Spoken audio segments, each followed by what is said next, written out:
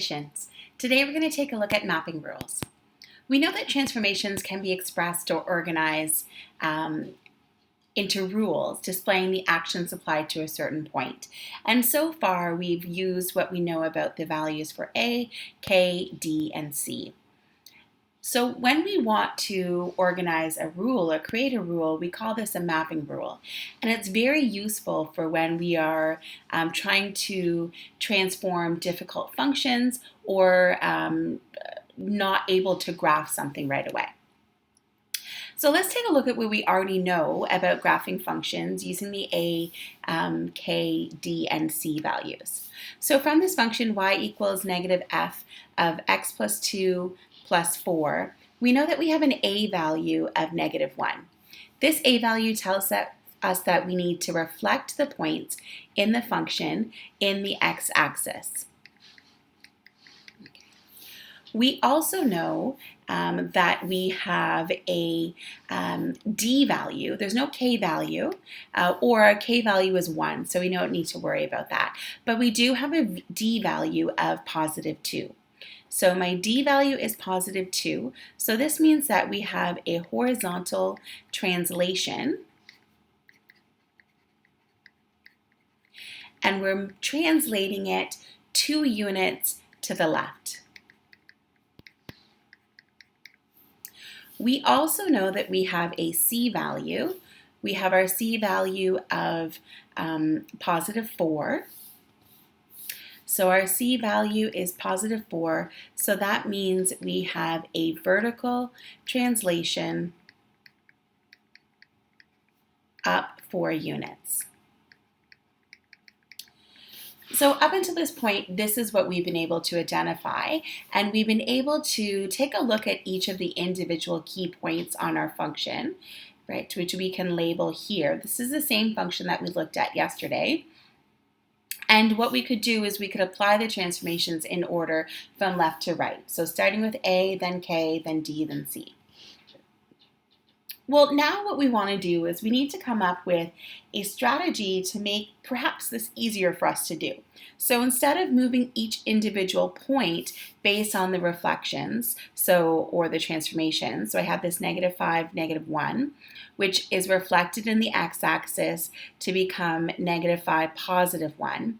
And then I translate that 2 units to the left, so it comes over to negative 7, positive 1. And then I translate that 4 units up, 1, 2, 3, 4. So this point would be at negative 7, positive 5. That's one way to do it, and that's what we looked at yesterday. Today we're going to take a look at the mapping rule, as I mentioned before. So we know that our values A and C affect the y part of our coordinate, and the values of K, if we had one, and D affect our x part of our coordinate. So we then have to think about, well, what does these individual transformations do to those parts of the coordinate? Well, when I'm looking at my x coordinate to begin with, because that's what we start with, I have no vertical or horizontal stretch or compression, and I have no horizontal reflection.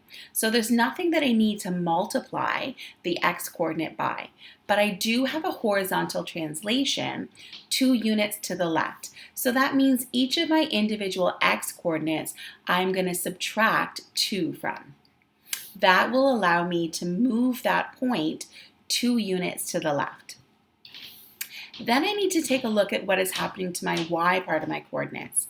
For my y, I do have an a value, and my a value is negative 1. So there's no vertical stretch or compression, but there is that reflection piece to it. So what I need to do is I need to multiply each of my y coordinates by negative 1 to accommodate or reflect the reflection. So I'm going to have a negative y. And then also I have to take a look at the vertical translation, and because I'm moving those points up 4 units, then it becomes a positive 4 after that. So if I take a look at my original table of values for my given points, I can see that I have key points here at negative 5, negative 1, negative 3, -1, 0, 2, 2, 2, and 5, -4. I already know that when I applied my transformation to my first point, the -5, -1, using the transformations that I looked at yesterday, I can take a look and I can reflect that first so that it becomes, if it's negative, it becomes positive, and then I move it up 4 units and then over to the right or to the left 2 units. And so what I know that from that point, that one went to -7, and then it went up to +5. So I could do that again, moving each individual point that way, or now I can do that mapping rule. I know that I need to take my -3 and I need to subtract 2. -3 take away 2 is -5. So that is this new x part of that coordinate. And then I take my -1, I multiply it by -1 because of the reflections in the negative y, so that becomes +1, and then I add 4 to that to give me +5. Now I've done some mental math skills, but if you need to work this out algebraically, by all means go ahead and do that. So if I take a look at my 0, 2 coordinate, so this point I can plot now at -5, +5. If I take a look at my 0, 2 coordinate, I know for my x's, what I need to do is I need to take my x value, which is 0, and subtract 2, so that gives me -2. So that's right there. I know for my y part of my coordinate, I need to take this 2, I need to multiply it by -1, so -2, and I need to add 4, so that becomes +2. So I can also show it algebraically, the solution to that transformation mapping rule. So this point now at 0, 2 becomes the point -2, 2.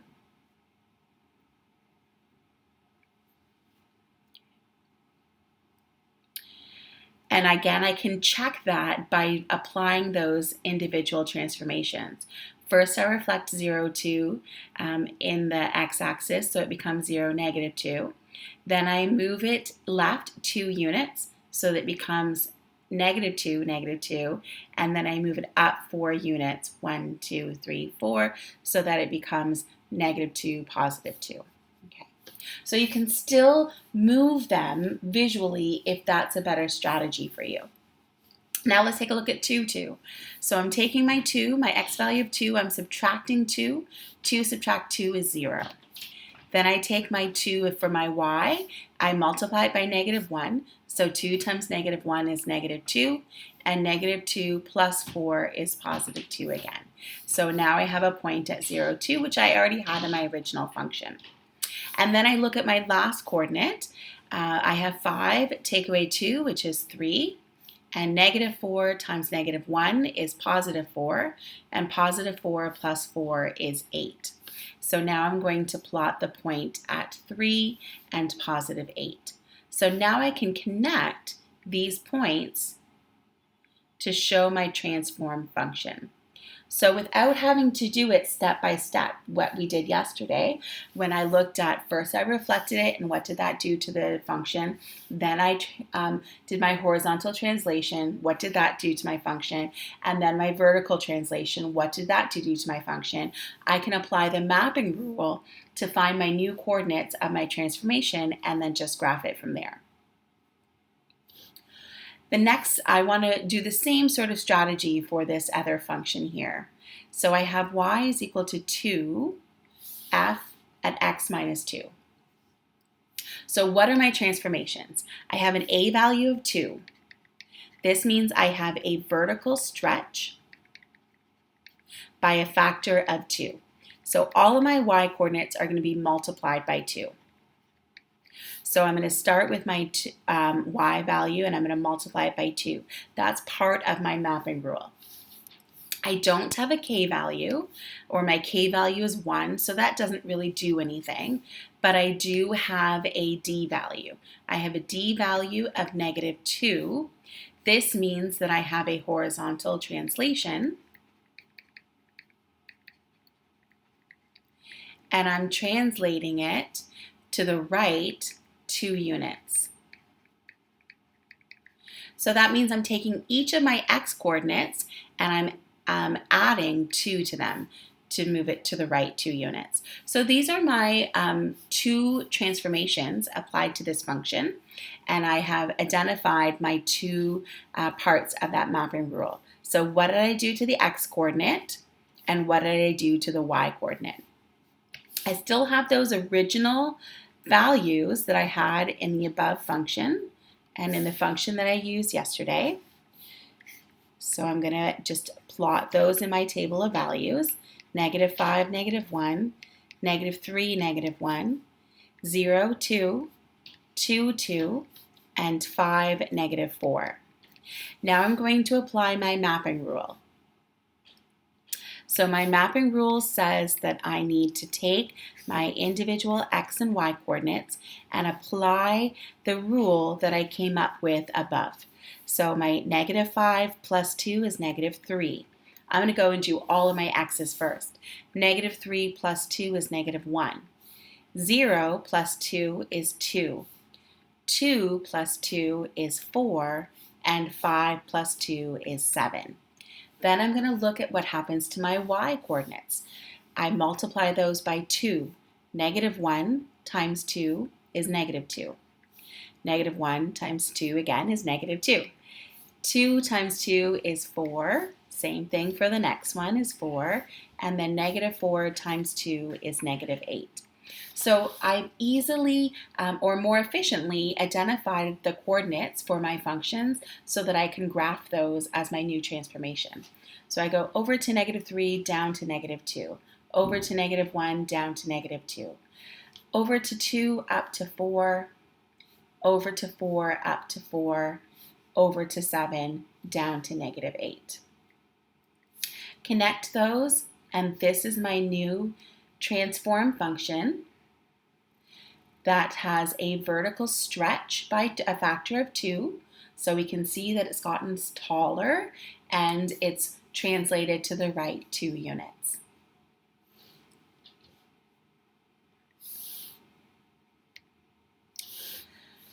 Let's do a few more examples just to make sure that we're all on the same page. This time we have 4 values. We have an A, a K, a D, and a C. So let's again start with our A. Our A value is -2. What does that mean? It means we have a vertical stretch by a factor of 2. And we have a reflection in the x-axis. We also have a K value of -0.5. I can also write this as -1/2, which might be easier for some people to see that we need to flip that fraction in order to identify the correct horizontal stretch or compression. So what does this mean? So this means that we have a horizontal, and because it's a fraction, it's a stretch. And again, we just look at the denominator in this case because our numerator is 1, a horizontal stretch by a factor of 2. And this negative means that we have to reflect, or we have a reflection in the y-axis. Next, we have our D value. Our D value is +1. That means that we have a horizontal translation. And because it's positive, it means we're moving it to the left 1 unit. And lastly, we have a C value of +3, which means we have a vertical translation up 3 units. So these are the 4 values that determine what is going to happen to this original function. So again, I know that my A value and my C value correspond to the Y part of my coordinate, and the K value and the D value correspond to the X part of my coordinate. So what I'm going to do is I'm going to use this information to come up with my mapping rule. I know that I'm going to start with an original XY, so whatever those happen to be, and then I want to create that mapping rule based on these transformations. First, I look at stretches or compressions and reflections. I know for my K value, I have a reflection in the y-axis, so my X is going to be negative. I also know that I have a horizontal stretch by a factor of 2, so I have to multiply all of my X coordinates by 2. I also know that I have a horizontal translation left 1 unit, so that means I need to subtract 1 from my X coordinate after I've multiplied it by negative 2. Now we'll take a look at the Y's. I have a reflection, so I know my Y value is going to be negative. I also know that I have a vertical stretch by a factor of 2, so I'm multiplying that by 2. And then I have a vertical translation up 3 units, so I'm going to add 3 to the end of that. We can identify our original points as well, or those key points that help me come up with the shape of my graph. So I know that I've done this one a bunch of times already. I have -5, -1, -3, -1, 0, 2, 2, 2, and 5, -4. I know that I have to apply my mapping rule to those individual points. So I'm going to take if you need to write out the steps, by all means go ahead and write the steps. So for that first one, I'm going to do -2. Instead of X, I'm putting in -5 in its place and then subtracting 1. What does that give me? -2 times -5 is 10, and 10 take away 1 is 9. Okay, if you need to show that work, show that work. There's no shame in that. Then I take a look at what is my Y value. My Y value for the first point is -1. I'm going to take -2. Instead of Y, I'm putting -1 in its place, adding 3. -2 times -1 is +2. +2 plus 3 is 5. So if you need to show those steps, show those steps. If you want to work on your mental math skills, you can do that as well. The next one, -3 times -2 is +6. +6 take away 1 is 5. -1 times -2 is +2. 2 plus 3 is 5. There's my next point. 0 times -2 is 0. 0 take away 1 is -1. 2 times -2 is -4. -4 plus 3 is -1. 2 times -2 is -4. -4 to take away 1 is -5. We know this next one is also going to be -1. And 5 times -2 is -10. Take away 1 is -11. And -4 times -2 is +8. And 8 plus 3 is +11. So these are my 5 key points that will help me plot my transformation. Now this last one is off of our graph, but we can do an approximation there. So I'm going to go first over to +9, up to +5.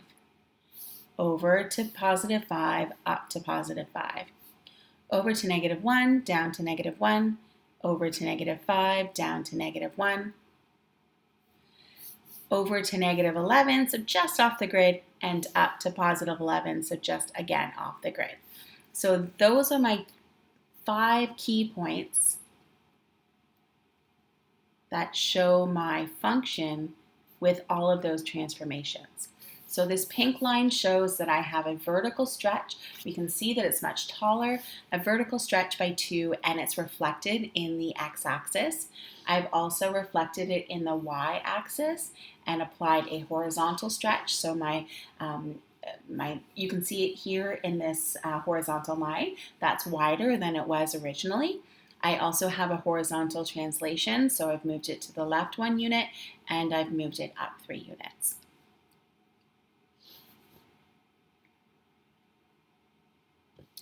So that was my, if you wanted to put your mapping transformation down below, you were welcome to do that as well. I put it up top so that you could see it when we were graphing. Okay. I hope this helps you see how you can use a mapping rule to make graphing transformations a little bit more efficient than what we looked at yesterday. You are still welcome to do the steps or the process from yesterday as well, if that helps you still figure things out initially. But I want you to practice today with these questions. I want you to practice using that mapping rule.